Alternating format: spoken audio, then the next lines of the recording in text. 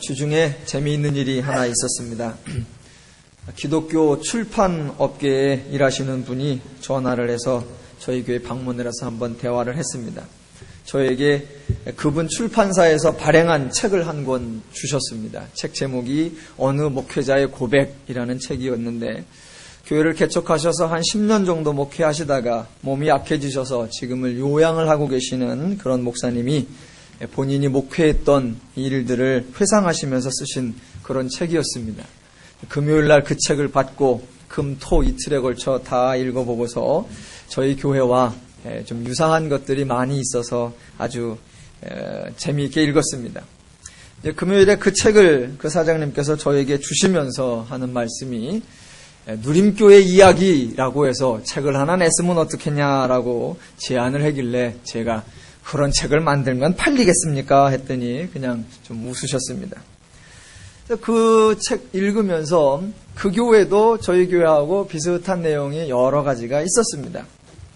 예를 들면 그 교회도 공휴일에는 절대로 행사를 하지 않는다. 왜? 성도들이 그 가정에 시간을 가질 수 있도록. 또 그 교회도 주일날 오후 3시 이전에 모든 행사를 끝난다. 일주일에 하루 쉬는데 그거 보장해 줘야 된다. 외형적으로는 그런 것도 있었고, 재정을 투명하게 밝혀서 한다라든가, 교회의 모든 절차를 민주적으로 한다라든가, 여러 가지 좀 많이 있었습니다. 또 그분의 멘트 중에 하나도 교회가 성도를 힘들게 하지 말아야 된다. 이제 그런 멘트가 있어서 저하고 참 유사한 게 많구나, 그런 생각을 했습니다. 누림교회가 지향하는 바가 하나님의 은혜를 누리는 신앙입니다. 근데 이것이 가끔 좀 오해가 됩니다. 얼마 전에도 학교에서 신대원 야간 학생들을 위해서 누림교회의 패러다임이라는 것으로 특강을 한 적이 있습니다. 그래서 이런저런 누림교회가 행하고 있는 일들을 소개했더니 한편으로는 야 정말 좋다라는 반응이 나오고, 또 한편으로는 과연 그렇게 해도 되느냐라는 두 가지 반응이 나왔습니다. 누림교회가 성도를 힘들게 하지 않는다, 성도를 좀 천박한 표현으로 갈구지 않는다라는 것, 거기에 초점이 맞추어져서는 안 됩니다. 교회가 아무 행사도 하지 않기 때문에 자유롭고 편하고 즐기고 있다라고 생각한다면 그것은 교회가 성도를 한량으로 만들거나 나쁜 표현으로 신앙적 논팽이를 만드는 것에 불과합니다. 누림교회가 성도들로 하여금 자유롭고 평안하고 기쁘고 즐거운 신앙을 누리도록 하기 위하여 하는 일이 정말로 많습니다. 그게 바로 뭐냐면 성경을 바로 이해하게 만드는 일입니다. 성도가 성경을 바로 이해함으로 인간을 곤고하고 힘들게 하는 원인이 무엇인 줄을 알고, 반대로 인간의 평안과 자유와 행복이 어디서 오며 어떻게 얻으며 어떻게 누리는가를 바로 알기 때문에, 그래서 교회에서 신앙생활이 즐겁고 자유롭고 평안하다라는 결론이 나와야 옳은 것입니다. 오늘도 마태복음 16장에서 아주 중요한 구절을 함께 상고해 볼 것입니다. 집중하시고 말씀을 통한 더욱 풍성한 신앙, 더욱 진리의 자유를 누려가시기를 주님의 이름으로 축원합니다. 21절 보겠습니다. 이때로부터 예수 그리스도께서 자기가 예루살렘에 올라가 장로들과 대제사장들과 서기관들에게 많은 고난을 받고 죽임을 당하고 제3일에 살아나야 할 것을 제자들에게 비로소 나타내시니. 예수님의 삶의 가장 대표적인 특징은 예수님은 자신의 삶을 다 알고 사셨다라는 겁니다. 본문처럼 정확하게 알고 계셨습니다. 어디에서 사건이 발생한지를 아셨고, 누구에게 이 일을 당하실지를 알고 계셨고, 그 일의 전개가 어떻게 될 것도 알고 계셨고, 그 결과가 어떻게 될 것까지를 다 알고 계셨습니다. 예수님께서 자신의 삶을 알고 계셨단 말은 무슨 일이 닥칠 거다라는 것을 아는 정도가 아니라, 그렇기 때문에 본인이 언제 어디서 무슨 일을 행해야 하는지도 다 아셨다는 것입니다. 그러니까 수동적 차원에서 당하는 일이 아니라 능동적 차원에서 그러기 때문에 어느 때에 어디서 어떤 일을 하셔야 하는지를 바로 아셨다는 겁니다. 오늘 21절 첫 마디가 이때로부터라고 등장합니다. 마태복음 28장 전체에서 이때부터라는 표현이 2번 나옵니다. 하나는 마태복음 4장 17절에 나오고 또 하나가 여기 16장 21절입니다. 저와 여러분이 아는 대로 예수님께서는 이 땅에 33년 정도 계셨던 것으로 알려져 있습니다. 그 중에 3년을 공생애를 사셨습니다. 그 공생애를 시작하신 것이 바로 마태복음 4장에 마귀에게 시험받으신 사건입니다. 그래서 공생애를 시작하는 전환점에서 이때부터 선파하여 가라사대 회개하라 천국이 가까웠느니라 라고 사역을 시작하는 그 전환점이 등장하고, 그렇게 공생애를 시작하셔서 3년을 지내시는 중에 오늘 이 16장에서 또 다른 전환점이 등장하는 겁니다. 그래서 이 16장에 와서 구체적으로 자신이 십자가를 지실 사건을 예언하고 있습니다. 그러면 왜 16장 바로 여기에서 전환점이 이루어지느냐라는 겁니다. 구약과 신약을 구분짓는 표현 중에 하나가 때가 참에라는 것이었습니다. 구약을 통해 다른 어떤 인간의 방법으로는 인간의 죄를 해결할 수 없다는 것이 드러났습니다. 그래서 인간으로서는 방법이 없기에 하나님이 하셔야 된다라는 것이 요청되고 드러난 것을 표현할 때 때가 참에라고 합니다. 그래서 예수가 오셔야 하고 예수가 오셔야 될 때가 되었기에 예수가 오셨고, 그 예수가 와서 바로 십자가를 진 게 아니고 30년을 지냈고, 사역을 시작하자마자 바로 십자가를 진 게 아니고 16장에서 전환점을 이루더란 말입니다. 왜냐하면 예수님이 이 땅에 오시는 것도 때가 참회가 필요했고, 예수님의 십자가 사역도 때가 참회가 필요한 것입니다. 자, 그러면 예수님의 십자가 사역에 필요한 때가 무엇입니까? 자, 1장부터 16장까지 저와 여러분이 보았듯이 예수님께서는 진리의 말씀도 하셨고, 비유로도 말씀도 해주셨고, 이적도 행하셨고, 기적도 행하셨고, 병자 치유도 행하셨고, 귀신도 쫓았습니다. 많은 사람들이 따르기도 했고, 열성적 지도자들도 있고, 왕으로 추대하고자 하는 그런 반응들도 있었습니다. 사람들은 그러한 1장부터 15장까지 행하셨던 예수님의 여러 놀라운 사건들과 행위들을 보고 그런 방법으로 하나님의 일이 이루어질 줄로 생각을 하고 있었던 것입니다. 그런데 16장 이후부터 예수님이 사역의 전환을 행하시는 겁니다. 1장부터 15장까지 지금까지 해왔던 일들을 보고 사람들은 그런 방식으로 예수가 무엇을 행할 수 있다라고 기대를 하는 것입니다. 그런데 예수님은 지금까지 행한 그런 방식으로가 아니다라고 선포하시는 겁니다. 이적으로, 기적으로, 표적으로, 병고침으로, 은사로, 죽은 자를 살리는 것으로, 여러 가지로 그런 것으로 되는 것이 아니고, 하나님의 일의 가장 구체적이고 가장 정확한 방식은 지금까지 너희들이 될 것 같다고 기대했던 그런 방식이 아니라 전혀 다른 방식, 십자가 방식으로 행할 것이다 라고 하는 전환점을 선포해 주시는 겁니다. 그러니까 구약에서는 인간으로서는 안 되고 하나님이 하셔야 된다라는 것이 드러나는 것이고, 마태복음 1장부터 15장까지는 이런 방식으로는 안 되고 십자가 이어야 한다라는 것이 드러나는 것입니다.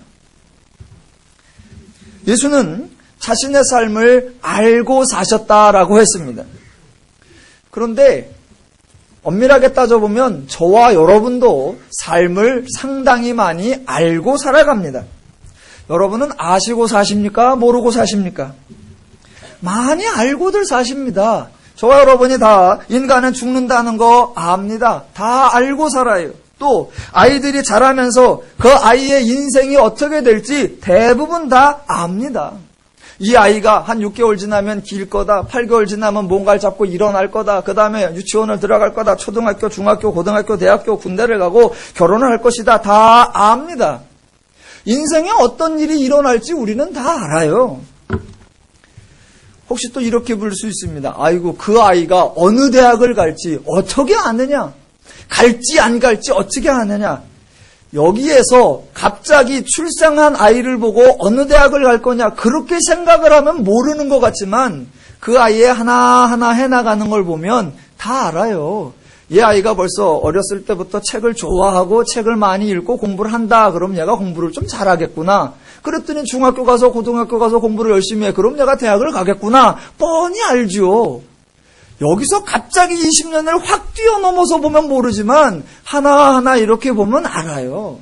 그래서 어른들은 보면 다 알아요. 그래서 어른들이 늘 하시는 말씀이 뭐냐면 내 그럴 줄 알았다 이거예요. 왜? 보니까 알았다 이거죠. 여러분도 다 아십니다. 제가 목회하는 방식이 1,000명쯤 모일 거다 안 모일 거다? 안 모일 거다 다 알고 계시고 확신하고 계시잖아요. 다 압니다. 예, 예수님도 삶을 알고 사셨고 우리도 대부분이 삶을 알고 삽니다. 그런데 예수님이 알고 사신 삶과 우리가 알고 사는 삶에 근본적 차이가 있어요. 예수님은 자신의 삶을 알고 사셨습니다. 그 알고 살아갈 때에 하나님의 관점과 하나님의 기준과 하나님의 원리에 입각해서 살았습니다. 그래서 알고 사는 삶이라고 해서 전혀 따분하거나 전혀 진부하거나 전혀 보링한 그런 삶이 아니었습니다. 또 알고 사는 것이기 때문에 헛된 기대를 갖거나 망상을 가지지 않았습니다. 그런데 사람들은 그 하나님적 마음이 아니고 죄적 마음을 가지고 있기 때문에 전혀 다른 반응이 나타나는 겁니다. 인생을 알고 산다 그러면 얼른 부정적인 마음이 들어요. 다 알면 무슨 재미가 있어. 다 알면 얼마나 따분해. 다 알면 얼마나 지루해. 그래서 인생은 몰라야 된다고 합니다. 그래서 그러죠. 인생의 미래는 앞날은 모르는 겁니다. 미지의 세계입니다. 그러면 또 죄의 마음이 작동을 해서 뭐라고 표현하면 모르니까 얼마나 불안해. 모르니까 얼마나 두려워. 알면 알아서 지루하다라고 하고 모르면 몰라서 두렵다고 하고 죄의 마음이냐 하나님의 마음이냐에 따라서 그 삶을 어떻게 받아들이며 어떻게 살아가느냐가 전혀 달라지는 것입니다. 인생들 많이 알아요. 열심히 하면 열매를 얻고 놀면 열매를 거두지 못한다는 거 우리 다 압니다. 알면서도 죄인들은 죄의 원리에 잡혀있기 때문에 대충 해놓고 많은 것을 얻기를 기대한단 말입니다. 이게 죄인의 어리석음이란 말이에요. 알고 살아야 한다라고 제가 자주 강조하는데 그 말이 신비하거나 그 말이 새로운 것이 아닙니다. 다만 그 알고 사는 삶이 하나님 기준, 하나님 관점, 하나님 원리에 입각할 때에 정말로 즐겁고 평안하고 기쁘고 행복하게 살 수 있는 겁니다.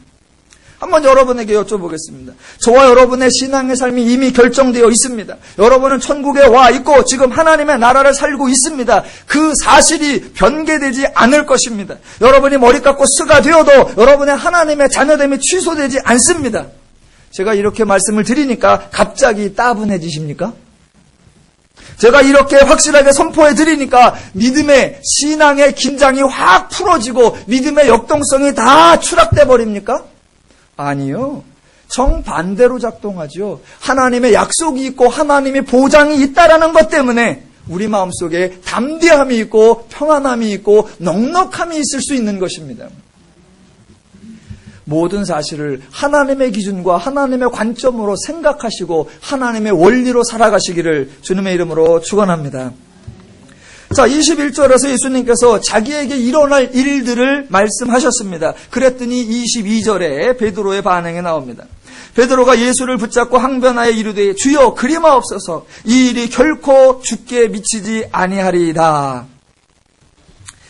지금 이 베드로의 말 중에 주여 그리마옵소서라고 되어 있는 이 표현은 헬라어 원문 그대로 만약 풀어본다면 당신에게 자비가 있기를, 당신에게 은총이 있기를, 당신에게 복이 있기를 이런 표현입니다.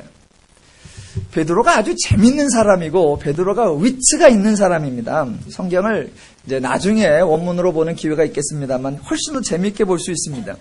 마태복음 16장 전반부에서 예수님께서 사람들이 나를 누구라 하느냐라고 물었고 베드로에게 너희는 나를 누구라 하느냐라고 물어서 베드로가 대답을 멋있게 했습니다. 그때 그 베드로의 대답을 듣고 예수님께서 내게 복이 있도다 라고 말씀하셨어요. 내게 복이 있도다 라고.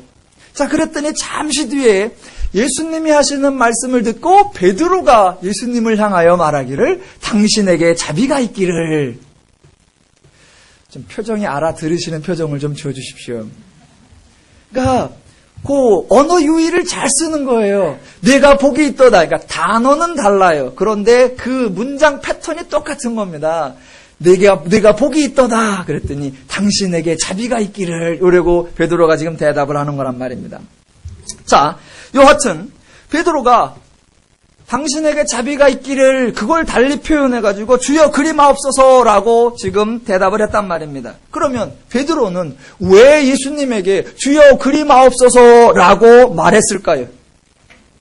베드로가 무식한 사람이거나 감정적인 사람이 아닙니다. 베드로도 나름대로 다 생각이 있는 사람입니다. 베드로가 생각하기에 예수님에게는 할 일이 있습니다. 정확하게 말하면 베드로에게 할 일이 있는 거예요. 예수를 통해서 또는 예수를 이용해서 또는 예수와 함께 베드로가 할 일이 있는 겁니다. 베드로는 지금 자기가 무엇을 하고 있는지, 어떤 결과를 만들어내려고 하고 있는지 다 베드로 나름대로 예상이 있고 구상이 있고 계획이 있단 말입니다. 그 계획 속에 예수가 잡혀 죽는 계획은 없습니다. 주여 그리 마옵소서라고 하는 말은 예수의 계획이 자기가 가지고 있는 계획에 맞지 않는 것입니다. 절대로 지금 예수 자신이 죽으시면 안 됩니다라는 예수에 대한 간절한 소망 때문에 말하는 것이 아니라 베드로 자기 자신이 가지고 있는 계획에 예수가 죽으면 안 된다고 생각하기 때문에 그리하지 마옵소서. 더 심하게 말하면 예수가 계획하고 구상하는 그 일들보다 베드로 자기가 계획하고 구상하는 일이 더 좋고 옳다고 생각을 하고 있기 때문에 예수 구상대로 그렇게 되지 말기를 바라고 있는 것입니다. 지금 베드로는 자기가 알고 있다고 생각을 하는 겁니다. 자신의 계획을 알고 있고 자신의 일의 결과를 알고 있다고 생각을 하는 거예요. 사람들이 다 그렇게 생각을 하죠. 학생들이 대부분 갖는 착각이 뭐예요? 저도 학생 때 그런 착각을 많이 했었는데, 내가 요새 공부를 안 해서 그렇지 맘먹고 공부만 하면 1등 그거 금방 한다. 이게 가장 큰 착각이란 말입니다.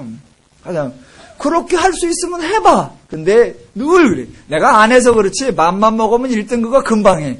내가 서울대를 안 가려고, 내가 나 말고 딴 사람 보내려고 공부를 안 해서 그렇지 갈라 그러면 금방 간다. 그게 아니란 말이에요. 근데 그렇게 생각을 하는 거예요. 자기가 알고 있다고, 자기 계획이 좋다고, 자기 뜻대로 다 될 것 같다고. 그건 맞아요. 그런데 베드로는 한 가지를 모르는 거예요. 자기가 죄인이라고 하는 사실을. 또 자기가 하나님의 일을 모르고 있다는 사실을 베드로가 모르고 있다라는 것입니다. 자, 그래서 주여 그리하지 마옵소서. 예수님의 계획대로 되면 자기의 계획이 틀어지고 예수님의 계획대로 하면 자기의 꿈이 이루어지지 않기 때문에 그러면 안 된다라고 말하고, 또 더 나아가 인간은 상당히 집요한 존재들입니다.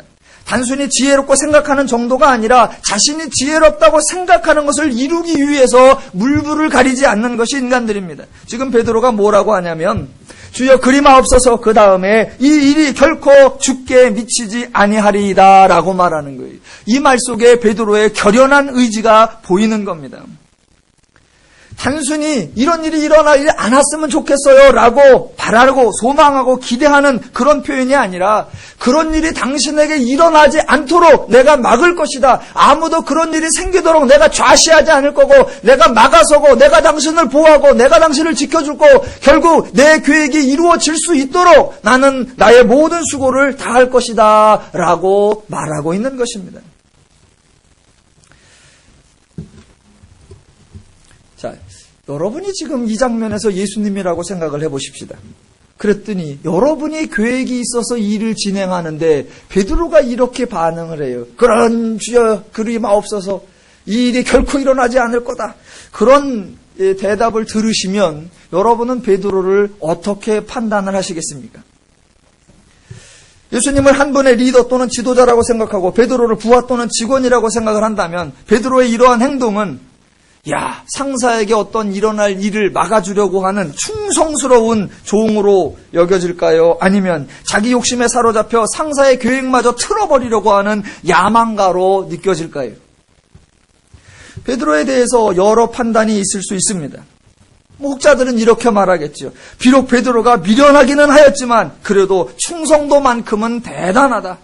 비록 베드로가 지혜롭지는 못했지만 열정만큼은 대단하다. 이렇게 말하기도 합니다. 우리는 그런 표현이 잘못된 표현이에요. 서점에서 읽은 책 중에 책 제목, 직접 사보진 않았는데 재미난 책 제목이 하나 있다고 예전에 소개시켜드린 것 같은데, 바보들은 늘 최선을 다했다고 말한다. 저는 그 책 제목이 얼마나 웃긴지 몰라요. 바보들은 늘 최선을 다했다고 말한다. 자, 무슨 말을 하려고 하냐면, 기준이 다르면 이상한 결론을 내려버려요. 예를 들어서 어떤 목표를 세웁시다. 목표를 세웠는데 그 목표를 달성을 못했어요. 그 목표를 달성을 못하면 그때 사람들이 하는 말, 비록 목표 달성은 못했어도 최선을 다했다는 사실만으로도 참으로 아름답다라고 말들을 한단 말입니다. 근데 그 말은 틀린 말이에요. 목표가 최선을 다하자가 목표가 아니고 목표를 달성하자라는 걸 세워놨는데 그 목표 달성을 못했으면 그건 실패한 거예요. 그건 아름다운 게 아니에요. 만약 최선을 다한 것으로 아름답다라고 말을 하려면 처음부터 목표를 다르게 세워야 합니다. 목표의 성취 여부에 의존하지 말고 우리 이 일을 해나가는 과정 중에 최선을 다하자라고 목표를 정했다면 성취 여부와 관계없이 말 그대로 최선을 다했다는 사실 자체로 아름다운 것입니다. 그 최선을 다한 것이 목표를 달성한 것입니다.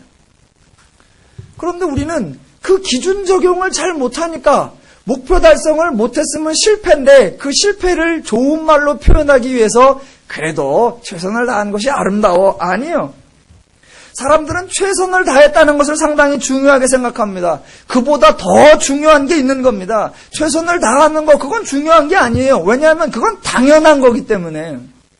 최선을 다하는 것보다 더 중요한 게 있는데 그게 뭐냐면 바르게 하느냐라는 겁니다. 바르게 하느냐.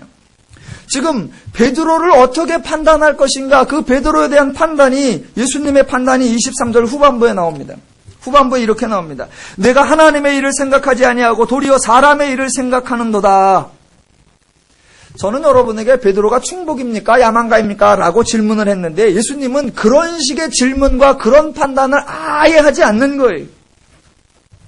저희들도 가끔 그 목회자 세계에도 그런 경우가 있습니다. 목사님들 중에 정말 목회를 불철주야로 열심히 하는 분들이 계세요. 정말 열심히 하세요. 그런데 그렇게 불철주야로 하다 보니까 가끔 부작용이 나고 무리한 수를 쓰는 게 많을 경우가 많아요. 그럼 우리는 너무 그렇게 무리하거나 부작용을 쓰지 마라. 그거 덕스럽지 못하다. 그러면 그랬거나 저랬거나 그분의 열정이 얼마나 대단하며 그분의 헌신이 얼마나 대단하냐, 그걸로 모든 것을 다 덮어버리려고 합니다.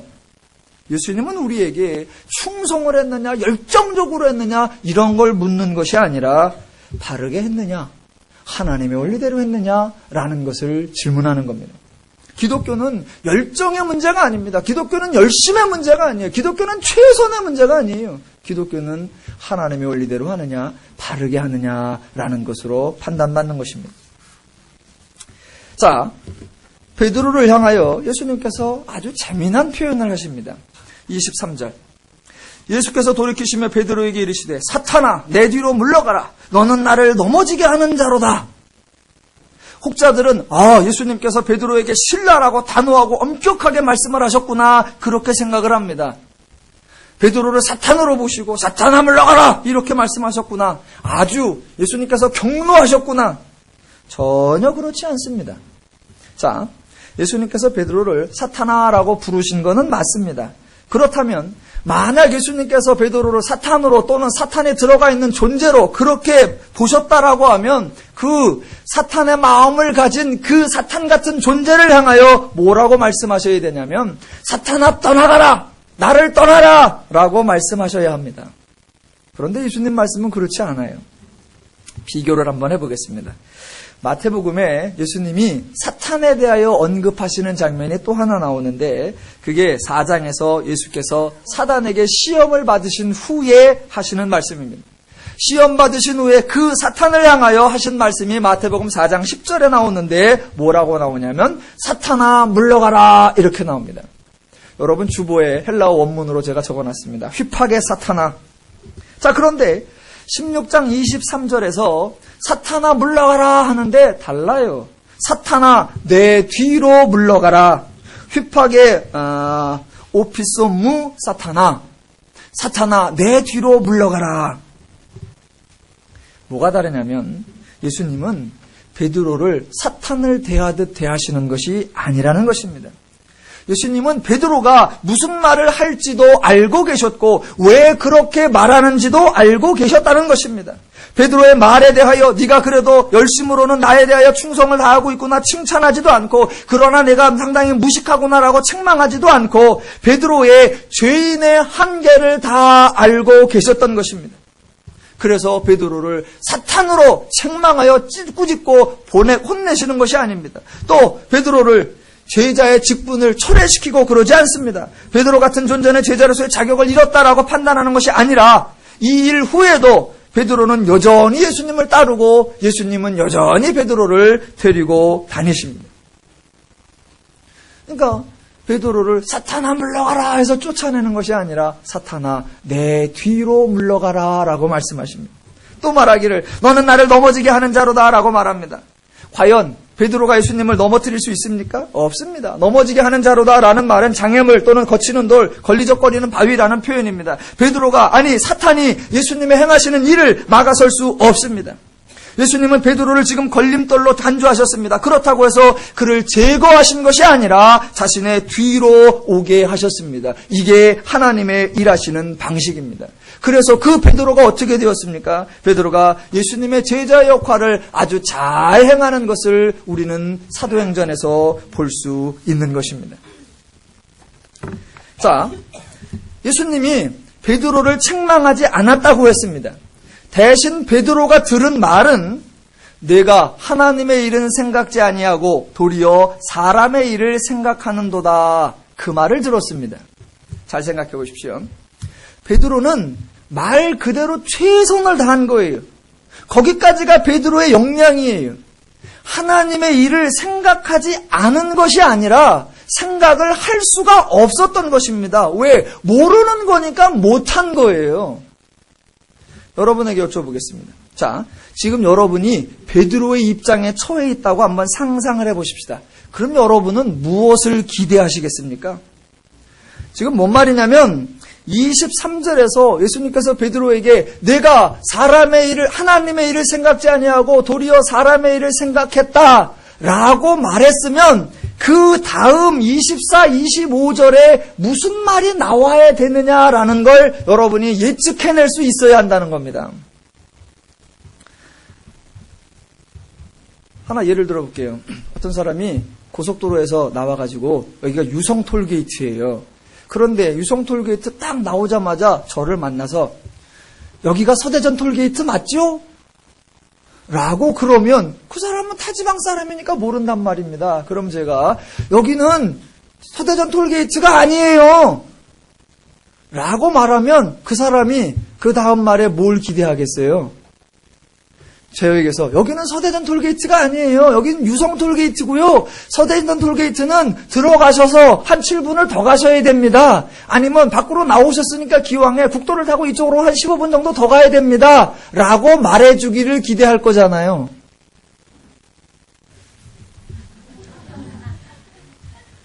자, 잘 보십시오.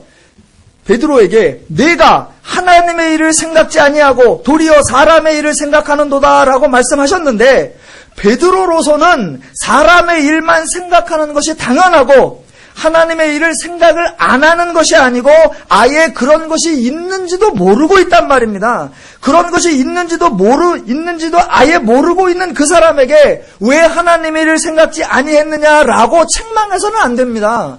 그 모르고 있는 사람에게는 하나님의 일을 이제 알려주는 말을 해야 합니다. 알려주는 말. 당연히 하나님의 일이란 이런 거다라고 말해주어야 합니다. 무슨 말이냐면 지금 24절부터 나오는 이야기가 하나님의 일이라는 말입니다. 하나님의 일. 즉 하나님의 일, 하나님의 하실 일, 다른 표현으로 사람의 일이 아니다라고 하는 겁니다. 제가 왜 이걸 이렇게 강조하려고 하냐면 대부분의 사람들이 16장 24절부터 25절 이 두 구절을 뭐라고 하냐면 제자도라고 말을 한단 말입니다. 제자도. 제자가 되기 위해서는 이렇게 해야 되고 제자로서 살아가기 위해서는 이렇게 해야 된다. 즉 제자로서 제자가 해야 할 일, 인간이 해야 할 일, 사람이 해야 할 일로 생각을 한단 말입니다. 그런데 지금 본문 전개상으로 보면 24, 25절은 사람이 해야 할 제자도에 관한 일이 아니라 사람들은 알지 못하는 하나님의 일을 소개해주는 구절이란 말입니다. 그런데 사람들은 24, 25절을 전부 다 사람의 일로 생각을 했단 말입니다. 아니요, 그렇지 않단 말입니다. 중요한 문구가 또 따라 나오는데 거기에 뭐라고 나오냐면 나를 따라오려거든 이런 표현이 나옵니다. 나를 따르라. 여러분 이 말은 제자들에게 선택하라는 말이 아닙니다. 만약 이게 선택사항이라면 아무도 따를 사람이 없습니다. 아니 알지도 못하는 것을 어떻게 따라간단 말입니까? 이것은 예수님이 제자들에게 너희들은 이렇게 해라 라고 요구하시는 행동이 아니라 그들이 그렇게 될 수 있도록 예수님이 행하실 약속이란 말입니다. 나를 따르는 자가 되도록 내가 너를 그렇게 만들어 주겠다라고 하는 하나님의 일이란 말입니다. 사람들은요 스스로 성경을 오해해가지고 신앙생활을 매우 힘들게 합니다. 성경은 하나님은 인간을 힘들게 안 해요. 그런데 사람들이 성경을 오해하니까 스스로 힘든 신앙생활에 빠져들어요. 지난 주중에 또 어느 모임에서 제가 이 기독교 신앙에 대해서 잠깐 얘기할 기회가 있어서 발표를 한 적이 있습니다. 그러니까 제가 얘기하면 언제나 신앙은 쉽다, 기독교는 참 편하다, 하나님의 말씀은 너무나 간단하다, 제가 그렇게 얘기를 해요. 그러면서 이제 예를 드는 게 가장 대표적인 예를 드는 게 십계명이죠. 십계명 말씀이 얼마나 쉽냐. 그 중에 하나, 살인하지 말라. 얼마나 쉽냐? 얼마나 쉽냐? 반대로 해봐라. 한 달에 한 명씩 죽여라. 어떻게 살아요, 사람이? 평생에 천당 오기 전에 한 놈씩은 죽이고 와야 된다. 어떻게 살아? 근데 살인하지 마라. 그럼 어떻게 돼요? 네. 그럼 가만히 있으면 되잖아. 얼마나 쉬워요. 가늠하지 말라. 얼마나 고마워요. 일주일에 한 번씩 부인을 바꿔라. 못 살아. 그냥 네 그러면 되잖아요. 도둑질 하지 마라. 얼마나 고마워요. 도둑질 해라 그러면 우리 집게 거기 가 있을 거고 그 집게 이 집 가 있을 거고 이 집게 저 집 가 있을 거고 어떻게 살아? 나 하나님 말씀이 얼마나 편해요. 살인하지 말라. 네. 가늠하지 마라. 네. 도둑질 하지 마라. 네. 끝. 우리 맨날 지키고 살잖아요. 얼마나 쉽냐. 하나님 말씀은 이렇게 쉽다. 그랬더니 그 중에 좀 연세 지긋하신 어떤 분이 딱 손을 들더니 목사님은 기독교가 쉽다라고 생각을 하시는 겁니까? 그래서 내가 그렇지요. 그랬더니 그럼 질문 하나 하겠습니다. 예, 하십시오. 성경에 보니까 예수님께서 왼뺨을 맞으면 오른뺨도 돌려대라. 그거 지키기가 쉽습니까? 어렵습니까? 여러분 대답해 보세요. 쉬워요? 어려워요? 그거 무지하게 쉽죠. 무지하게 쉬워요. 사람들은 성경이 뭔 말을 하는지를 생각을 안 해. 그냥 단순히 생각하니까 어렵다고 생각하는 거예요. 아니 왼뺨 됐는데 오른뺨까지 들이대? 그건 미친놈이지. 그걸 누가 그렇게 해? 얼마나 지키기 어려워. 반대로 생각을 해보시라니까요. 예수님께서 만약 누가 왼뺨을 때리면 가서 상대방의 이빨을 다 뽑아놔라. 너를 건드는 자가 있으면 가서 복수를 그렇게 해라. 그러면 얼마나 힘들어요. 얼마나 힘들어요. 그런데 왼뺨을 때리면 오른뺨도 돌려대라. 얼마나 쉬워요. 맞는 김에 한 대 더 맞으면 되니까. 여러분 이미 그렇게 살고 계세요. 살고 계세요. 속담에 이런 말이 있습니다. 물에 빠진 놈 건져냈더니 보따리 내놓으라고 한다. 그래요. 그래서 보따리 내놓으라고 하면 어이가 없어서 보따리를 줘. 아니 그 사람 건져내느라고 수고를 다 했어. 그런데 보따리 내놓으라고 하니까 또 그래 한편으로는 또 그것도 없어서 그러니 주자 하고 주잖아요. 여러분 그렇게 하잖아요. 또 속담 중에 고사성어 중에 적반하장이란 말도 있습니다. 그 말 예를 들어서 어느 날 친구가 갑자기 전화하고 내가 좀 뭔가 부탁할 일이 있는데 한번 만나서 진지하게 얘기 좀 하자. 잠깐만 나와봐. 쥐가 부탁한다 그래서 내가 나갔어. 그랬더니 한 달 야 일단 나 배고프다. 밥부터 좀 사줘라. 부탁하러 온 놈이 나보러 밥을 사래. 얘가 또 얼마나 그래. 그래서 밥을 사줬더니 밥을 먹고 산다는 소리가 어우 입이 컬컬하네. 야 차도 사라. 그래서 커피도 사. 그랬더니 다 먹고 산다는 소리가 아이 부탁하려고 그랬는데 안 하는 게 낫겠다. 나 먼저 간다. 그러고 가네.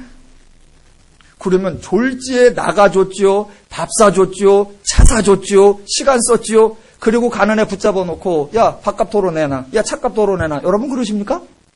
안 하잖아요. 여러분은 이미 왼뺨도 앓고 오른뺨 맞는 경우가 한두 번이 아니에요. 여러분 이미 다 그렇게 살고 계세요. 악덕 사채업자나 그런 사람 있으면 쫓아가갖고 몇 배로 갚아주지. 저와 여러분은 이미 다 오리를 가자 하면 십리를 가지고 걷어달라 하면 속옷까지 걷어주고 왼뺨 맞으면 오른뺨까지 대주고 다 그렇게 살고 있단 말입니다. 하나님은 우리에게 어려운 걸 시키는 게 아니에요. 무지하게 쉬운 거, 너무나 간단한 거, 성경에서 어렵다고 생각하는 거, 그건 다 하나님이 하실 일이에요. 그런데 우리가 그걸 다 오해하는 거예요. 우리가 행할 일인 것처럼. 지금 24, 25절은 하나님의 일을 소개하는 장면이란 말입니다. 자, 거기 보면 예수님이 소개해 주시는 하나님의 일, 본문의 오해를 풀고 바른 의미를 이해해야 됩니다. 제자도가 아니라 하나님의 행하실 일입니다. 24절, 누구든지 나를 따라오려거든 자기를 부인하고 자기 십자가를 지고 나를 따를 것이니라. 여기서 여러 번 했습니다만 자기를 부인하고 이 말을 대부분의 사람들이 자기를 중심으로 사는 거, 자신의 영광을 위해 사는 거, 그걸 하지 말아야 된다. 성도는 자기 중심이 아니라 자신의 영광이 아니라 하나님의 영광을 위해 기꺼이 죽을 수 있어야 된다라고 생각을 한단 말입니다. 그렇지 않단 말입니다. 인간에게 가장 중요한 게 뭐예요? 자기 자신이에요. 인간에게 가장 중요한 게 뭐다? 자기 목숨이에요. 인간이 하는 일은 다 살자고 하는 겁니다. 죽으면 말짱 꽝이에요. 자기 목숨보다 더 좋은 거 없어요. 예수님도 그걸 인정했어요. 26절, 사람이 만일 온 천하를 얻고도 제 목숨을 잃으면 무엇이 유익하리요? 사람이 무엇을 주고 제 목숨과 바꾸겠느냐? 바꿀 게 없습니다. 그러니까 24절은 다른 의미예요. 자기를 부인하고, 이 말은 자신의 정체성이나 자신의 존재, 자신의 영광을 언급하는 것이 아니라 원리적 측면, 방법론적 측면을 말하는 겁니다. 베드로야, 네가 지금 죄인으로서 가지고 있는 너의 방법론, 너의 수단, 너의 사고방식, 즉 사람의 일, 사람의 방법, 죄의 원리, 그거로 안 된다는 것을 알라라는 말입니다.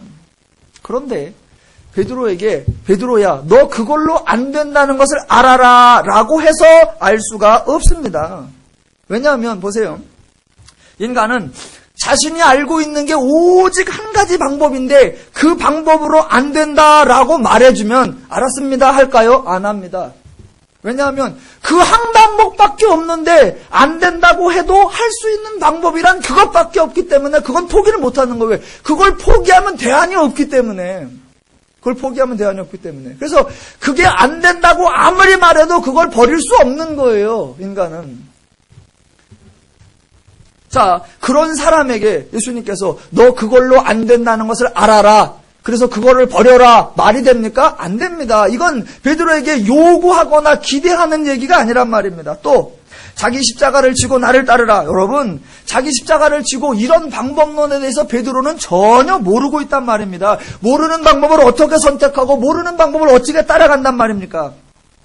결국 유일하게 알고 있는 것을 거부할 수 없고 모르는 것을 선택할 수 없기에 아무리 예수님이 말씀하셔도 인간은 24절을 인간의 측면에서 행할 수 없습니다. 그러므로 24절은 예수님께서 십자가를 지겠다라는 선언인 거란 말입니다. 예수님이 십자가를 지는 거기에 이거는 예수님이 행하시는 하나님의 일, 예수의 방법론, 하나님의 원리이고, 십자가를 진다는 것은 사람의 생각에는 없는 것이고 오직 하나님의 생각에만 있는 것입니다.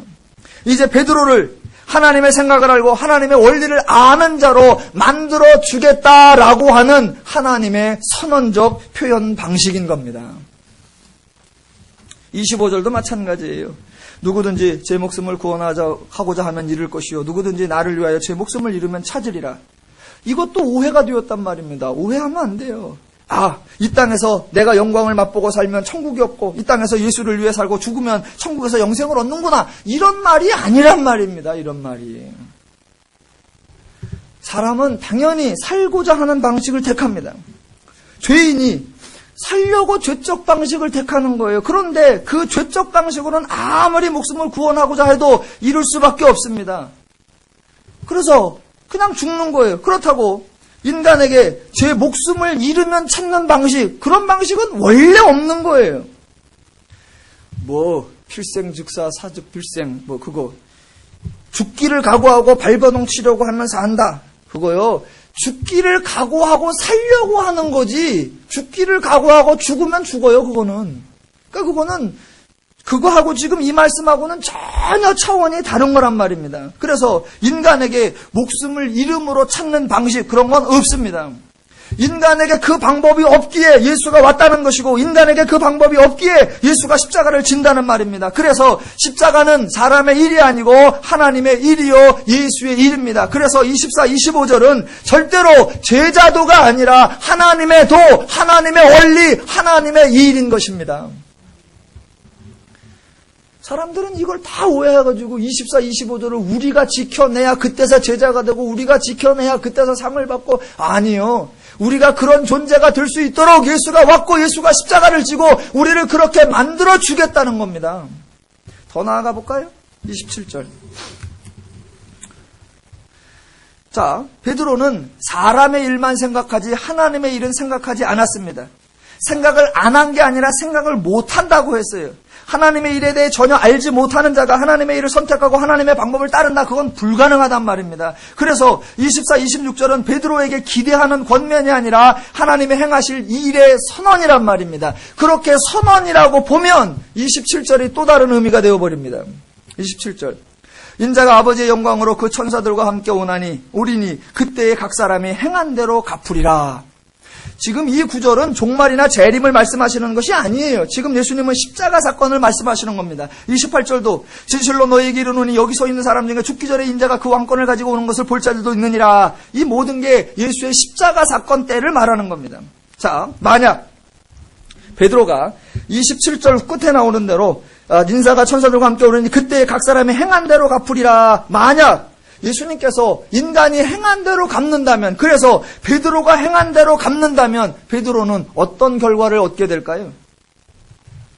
어떤 결과? 베드로가 행한 대로 예수님이 갚으신다면 베드로는 어떻게 돼야 돼요? 죽도록 맞아야지 뭐. 왜? 지금 예수님이 하는 일을 막았었지요. 나중에는 예수님에 대하여 저주하며 부인하며 맹세하여 가로되 나는 모른다 했지요. 그러니까 많이 맞아야 되지요. 그런데 행한 대로 갚는다 그랬는데 베드로가 예수님의 제자가 된단 말입니다. 과연 베드로가 행한 게 뭡니까?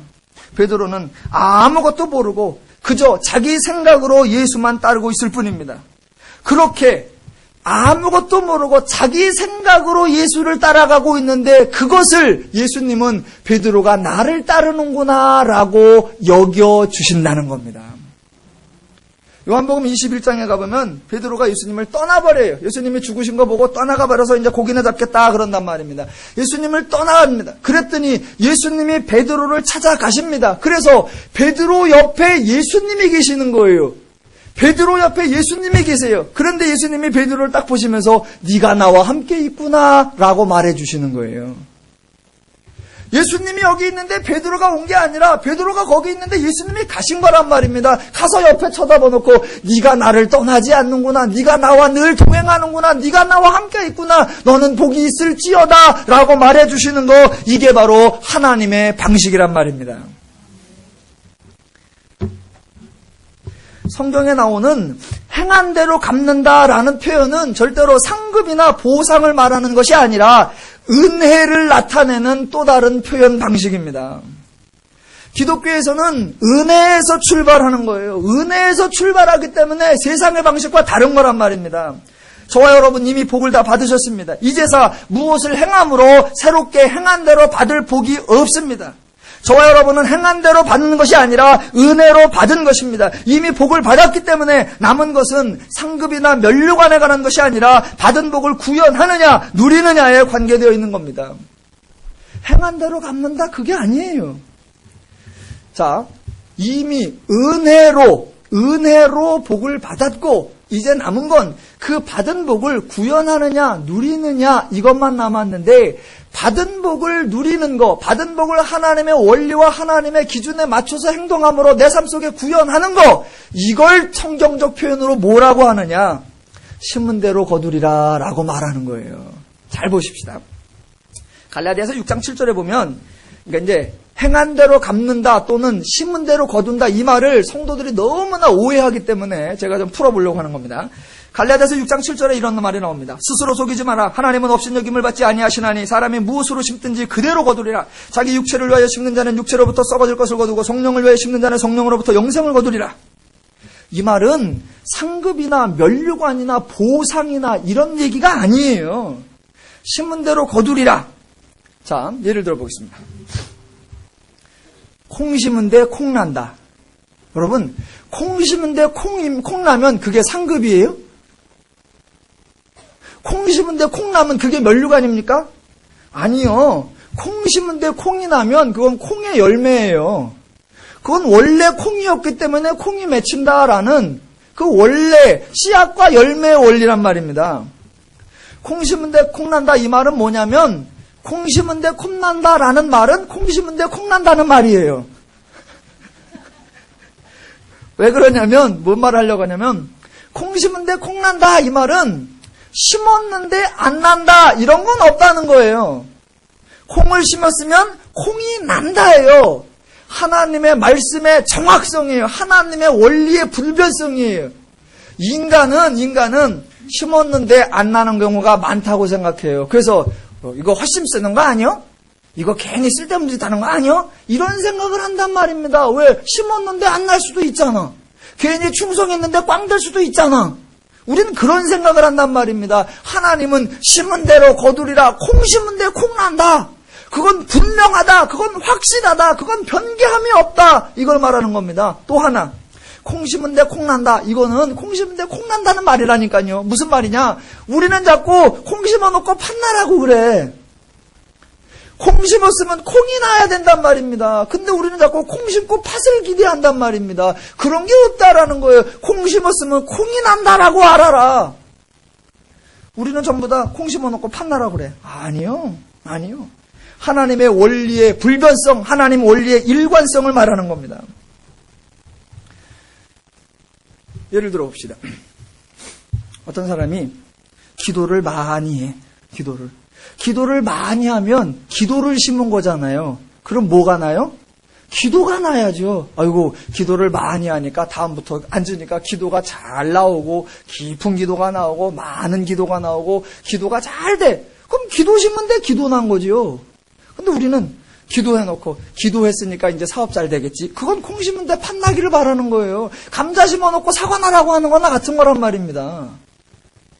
돈도 마찬가지예요.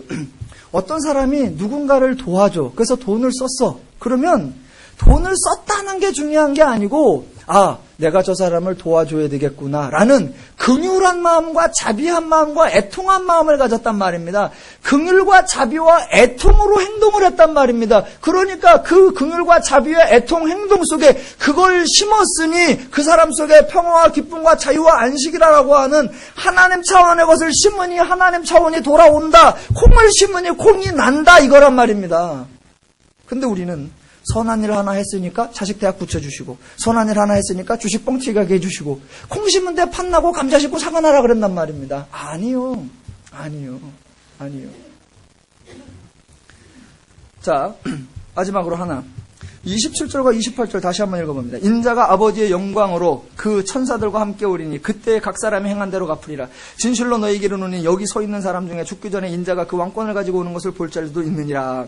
지금 27, 28절은 십자가 사건을 통해 성도에게 이루어질 성도 사건을 언급하는 겁니다. 성경에서 예수님의 십자가 사건을 시대의 표적이라고 소개하고 있고 예수님 자신도 십자가 사건을 통해 다 이루었다라고 말하고 있습니다. 그러니까 예수님 생애 중에 기독교의 가장 결정적인 사건은 십자가 사건이에요. 그런데 오늘날 교회들은 모든 것을 다 종말로 미루어 놔버렸습니다. 재림의 때가 되면, 종말의 때가 되면, 예수께서 다시 오시면 모든 걸 다 뒤로 밀어놨어요. 성경에는 십자가 사건을 통해 모든 것이 이루어졌다. 새 사람이 되었다. 새 나라가 되었다. 하나님 나라가 왔다. 너희들은 복을 받았다. 너희가 하나님의 자녀다. 너희가 하나님 나라를 살고 있다. 라고 선언을 하고 있단 말입니다. 그런데 우리들은 전부 다 그때가 되면, 재림이 되면 하나님 나라가 되고, 재림이 되면 복을 받고, 재림이 되면 세상을 되고, 십자가 사건은 아무것도 해놓은 것이 없는 것처럼 하고 있고, 그러면서 하는 말, 이제부터 우리가 충성해서 이제부터 열심히 해서 나중에 상급받자, 행한 대로 복을 받자 라는 말들을 한단 말입니다. 아니요.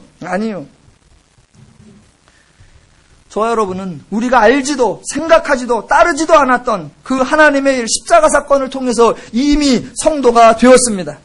성도가 되어 하나님을 알아가고, 성도가 되어 하나님의 이 일을 알아가면서 하나님의 원리가 내 원리보다 좋다는 것을 알기 때문에 기쁨으로 순종을 하는 것입니다. 그렇게 하나님의 원리대로 행동하면 새로운 축복이 오는 것이 아니라 이미 받은 성도의 복을 삶 가운데 구현하며 누리게 되는 것입니다. 성경을 바로 이해하시고 하나님 말씀을 바로 깨달으셔서 성도의 기쁘고 즐겁고 신나고 자유로운 삶을 풍성히 누려가시기를 주님의 이름으로 축원합니다. 기도하겠습니다.